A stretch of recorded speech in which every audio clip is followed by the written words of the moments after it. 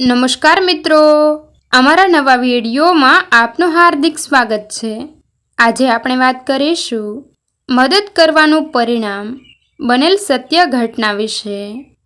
સવારના 6:30 વાગ્યા હતા।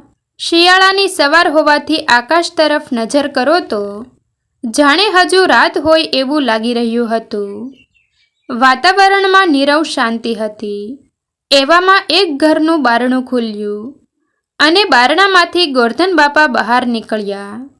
સવારના આટલા વહેલા પણ એકદમ તૈયાર થઈ અને ઇસ્ત્રી કરેલો કુર્તો અને ધોતી પહેરી દુકાન ખોલવા માટે નીકળી પડ્યા। સવારે એ કરિયાણાની દુકાને પહોંચે, પછી અંદર અને બહારનું ઝાડુ કાઢે, પક્ષીઓને છણ નાખે। ઘણીવાર આસપાસ રહેતા ઘરાકો રમૂજ પણ કરતા કે બાપા, તમે અને તમારા ભાઈઓ દુકાન બંધ કરો છો કે નહીં? કાલે રાત્રે હું 11 વાગે નીકળ્યો ત્યારે પણ તમારી દુકાન ખુલ્લી હતી।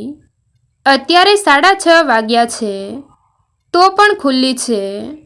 બાપ અને એમના ભાઈઓ હસીને કહી દેતા, અમારી દુકાન 24 કલાક ખુલ્લી રહે છે। એમની ખરેખરની દિનચર્યા આવી જ હતી। ગોરધન બાપા અને એમના નાના ભાઈઓ આખો દિવસ દુકાનમાં કાળી મજૂરી કરીને પોતાનું જીવન વ્યતીત કરી રહ્યા હતા। હજુ 80નો દાયકો હતો, માટે હજુ એમના શહેરનો વિકાસ થવાનો બાકી હતો। પરંતુ એમના પિતાની ઈચ્છા હોવાને કારણે આખું પરિવાર પાકિસ્તાન મૂકીને ભારત, એમાં પણ કચ્છમાં આવીને વસવાનો પ્રયત્ન કરી રહ્યા હતા। અહીં એમના સંતાનો પોતાની મહેનતથી એક એક ડગલું માંડી રહ્યા હતા। ધીમી પ્રગતિ ઘણીવાર અધીરાઈને જન્મ આપતી હોય છે, એવું એમના પરિવારમાં પણ બન્યું। ગોરધન બાપા અને એમના 4 ભાઈઓનું પરિવાર ધીમે ધીમે વધી રહ્યું હતું, પરંતુ આવકમાં એટલો બધો વધારો થઈ રહ્યો ન હતો। પરિવારની વધતી જતી માંગણીઓને કારણે તાણ ઉદ્ભવવા લાગ્યો, પણ ભાઈઓએ કોઈ દિવસ આપસમાં નાન મોટાઈ મૂકી નહીં। જે મળે, જેટલું મળે, પણ કોઈ દિવસ નૈતિકતા ચૂક્યા નહીં। મનમાં એક વાત હતી કે ભગવાન જે કરશે એ સારું કરશે। સ્વભાવે અને મિજાજે ગોરધન બાપા બાકી ભાઈઓ કરતાં થોડા ગરમ હતા। નાની વાતે એમને ગુસ્સો તરત આવી જતો હતો, પણ મનથી એટલા માયાળુ પણ હતા। આટલો મોટો પરિવાર સુખનો રોટલો એક સાથે જમી રહ્યા હતા। એક દિવસ મોડી રાત સુધી કામ ચાલ્યું। બધા પરિવારજનો આપસમાં વાતો કરી રહ્યા હતા કે અત્યાર સુધી તો ચાલ્યું, પણ હવે આગળ આમ નહીં ચાલે। ધીમે ધીમે પરિવાર મોટું થઈ રહ્યું છે। છોકરાઓના ઘરે પણ છોકરાઓ આવી ગયા છે। હવે કશુંક બીજું વિચારવું જ પડશે। આમ તો થોડા સમયમાં રોટલા પણ મુશ્કેલીથી નીકળશે। બાકીના ભાઈઓ, પુત્ર અને ભત્રીજાની વાતો ગોરધન બાપા ધ્યાનથી સાંભળી રહ્યા હતા। એ એમના ચોપડામાં ખતવણી કરી અને આજના દિવસની જમા ઉધાર કરી રહ્યા હતા। એ ખૂબ થાકી ગયા હતા, માટે થડા પરથી ઊભા થતા અને બસ એટલું બોલતા ગયા, આપણે પાકિસ્તાનથી આવ્યા ત્યારે એક આનો પણ નહોતો લાવ્યા। આજ આટલું તો છે, બહુ ચિંતા નહીં કરો। એટલું કહી એ ત્યાંથી નીકળી ગયા, કારણ કે એમને સવારે વહેલા પાછું દુકાને આવવાનું હતું।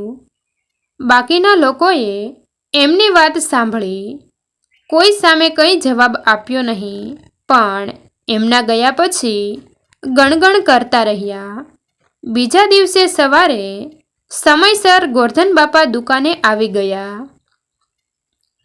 દુકાન ખોલી, દીવાબત્તી કરી, છણ નાખી એ એમનો ચોપડો લઈને બેસી ગયા। આસપાસના તમામ વિસ્તારમાં બધાને એ ખબર હતી કે આખા ગામમાં બસ આ એક જ એવી દુકાન છે જે જલ્દી ખુલી જાય છે, માટે વહેલી સવારથી જ દૂર દૂરથી ગ્રાહક જરૂરિયાતની વસ્તુ લેવા માટે અહીં આવી જતા હતા. એથી વિશેષ દુકાનની છાપ પણ એવી હતી કે અહીં લગભગ દરેક વસ્તુ સારી ગુણવત્તા સાથે મળી જ જશે. સવારથી જ છૂટક ગ્રાહક ચાલુ હતા. ગોરધન બાપા કામની સાથે સાથે ગ્રાહક પણ સાચવી રહ્યા હતા. એવામાં એક ગ્રાહક આવી ચડ્યો. એ તમિલનાડુ બાજુનો મજૂર લાગી રહ્યો હતો. આવીને એ એટલું જ બોલ્યો, તાલા. બાપાએ તરત તાળું કાઢીને આપ્યું. એ તરત મોઢું બગાડીને બોલ્યો, છ નહીં, તાલા. ગોરધન બાપા સ્વભાવ પ્રમાણે સહેજ અકળાયા. એમણે તરત કહ્યું, ક્યાં ચાહીએ, બરોબર બોલો. પણ એ મજૂરે તાલા રટણ ચાલુ રાખ્યું. ગોરધન બાપાએ એને પૂછવાનો પ્રયત્ન કર્યો, પણ એ સમજાવી ન શક્યો. અંતે બાપાએ એને એમ અકળાઈને જવા માટે કહ્યું, કારણ કે એની પાછળ બીજા ગ્રાહક ખોટી થઈ રહ્યા હતા. આ રકઝકમાં 7:15 વાગી ગયા. હવે બહાર પણ ચહલપહલ શરૂ થઈ ગઈ હતી. દુકાનની પાસે જ એક ખૂબ મોટી અંગ્રેજી માધ્યમની શાળા હતી. ત્યાંના બાળકોની અવરજવર પણ હવે શરૂ થઈ ગઈ હતી. આ માથાકૂટ ચાલી રહી હતી. ત્યાં દુકાનની સામે જ કોઈ જોરદાર પડ્યું હોય એવો તેમને અવાજ આવ્યો. માટે આ માથાકૂટ પરથી બાપાની નજર રોડ પર ગઈ, પરંતુ કોઈ સરખું દેખાણું નહીં. પહેલી નજર જોતા એવું લાગ્યું કે કોઈ છોકરું સાયકલ ઉપરથી પડી ગયું. પણ એ સાવ સામાન્ય બાબત હતી, કારણ કે રોજ બાળકો નીકળતા તો આવી ઘટના સાવ સહજ હતી. પણ બાપા તો પેલા મજૂરને ભગાડવામાં જ લાગ્યા હતા, કારણ કે ઘણીવાર હેરાન થયા પછી પણ સમજાયું નહીં કે એ શું માંગી રહ્યો છે. એટલી જ વારમાં ગોરધન બાપાને એમ લાગ્યું કે કોઈ એમને અંકલ કહીને બોલાવી રહ્યું છે.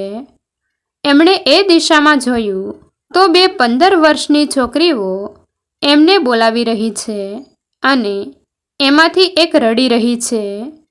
ગોરધન બાપા ગુસ્સામાં હતા, માટે એટલું જ બોલ્યા, હા બોલો. એમાંથી એક છોકરી બોલી, અંકલ, એ મેરી ફ્રેન્ડ સાયકલ પર સે ગિર ગઈ હે. બાપા એ એની તરફ નજર કરી. બાપાને ધ્યાન આવ્યું કે થોડીવાર પહેલાં જે અવાજ આવ્યો હતો એ કદાચ આજ પડી એનો હશે. એમણે થોડા નરમ થઈને માથું હલાવ્યું તો બીજી છોકરી જ બોલી ઉઠી, अंकल आपके पास सेफ्टी पिन है? इसका स्कर्ट फट गया है और स्कूल का टाइम हो गया है. अभी घर जाएगी तो लेट हो जाएगा.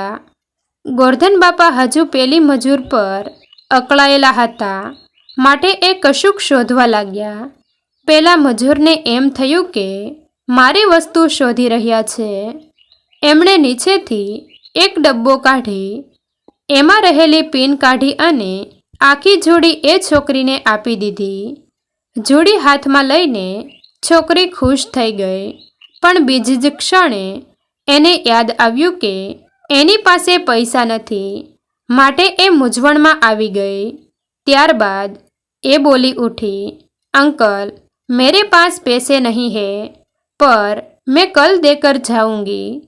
ગોરધન બાપાએ કોઈ પણ હાવભાવ વગર બસ ટૂંકમાં એટલું જ કહ્યું, इसके पैसे नहीं होते, तुम लेकर जाओ. મોડું થતું હોવાથી બંને છોકરી સાઈડમાં ઊભા રહી સ્કર્ટમાં પિન લગાડી સ્કૂલે જતી રહી. અને અંતે પેલા મજૂરને કાળા તલ જોઈતા હતા. એ પણ ખબર પડતા બાપાએ એને પણ એ આપીને રવાના કર્યો.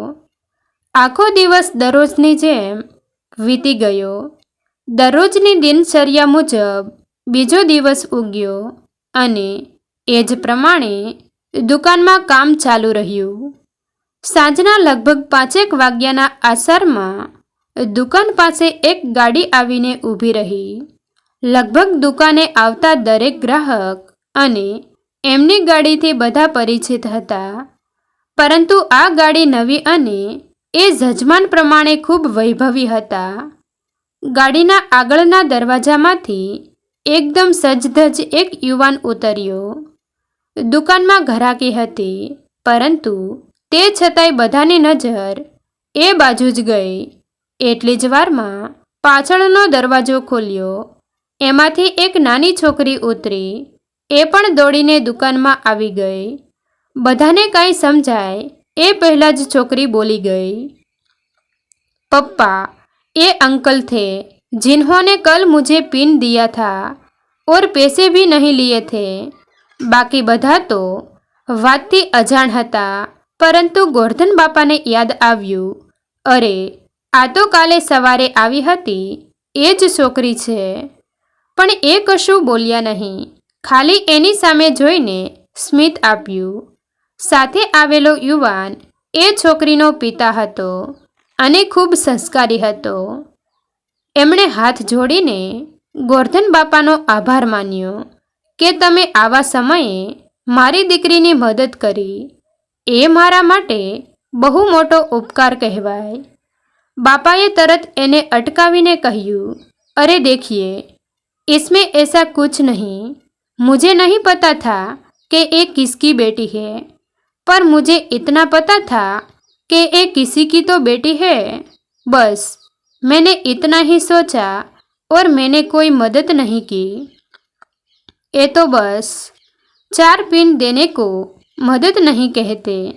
वो तो कोई भी होता तो मैं दे देता, और उसके पैसे अगर आप देने आए हो तो वो मैं आज भी नहीं लूँगा. આટલી વાત સાંભળીને એ યુવાને ગોરધન બાપાના બંને હાથ પકડી લીધા અને નમી ગયો. અરે નહીં નહીં अंकल, मैं आपको पैसे देकर आपकी इतनी नेकी वाली सोच का अपमान नहीं करूँगा.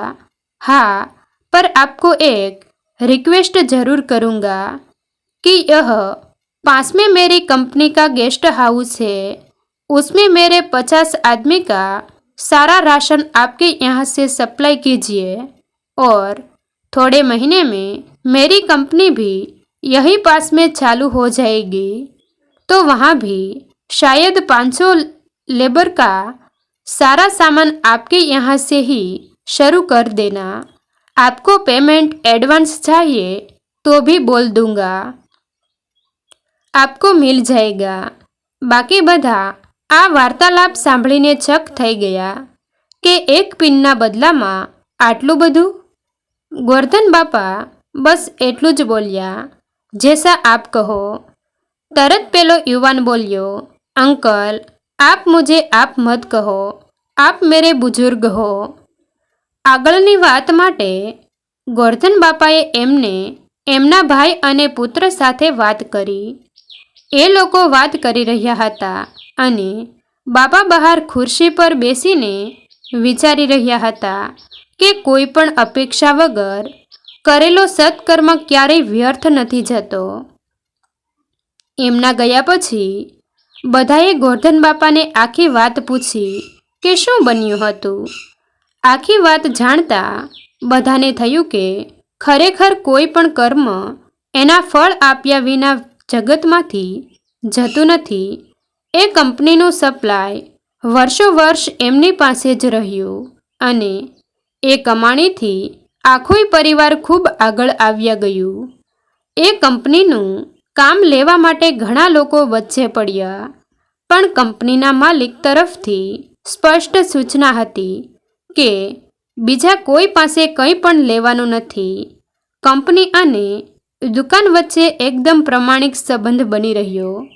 ધીમે ધીમે એ એક દુકાન અને મકાનમાંથી 3 દુકાન અને 3 મકાન થઈ ગયા. એ એક કંપનીમાંથી અન્ય બીજી કંપનીના સપ્લાય પણ શરૂ થઈ ગયા. મિત્રો, તમને જો આ વિડીયો પસંદ આવ્યો હોય તો વિડીયોને લાઈક અને તમારા અન્ય સગા સંબંધી મિત્રો સાથે વિડીયોને શેર કરવાનું ભૂલતા નહીં. અને આવા જ નવા જીવન ઉપયોગી, જીવનમાં કંઈક નવું કરવાની પ્રેરણા મળે તેવા વિડીયો જોવા માટે અમારી ચેનલ સાથે બન્યા રહો. થેન્ક યુ મિત્રો. મળીએ છીએ એક નવા વિડીયો સાથે. આભાર.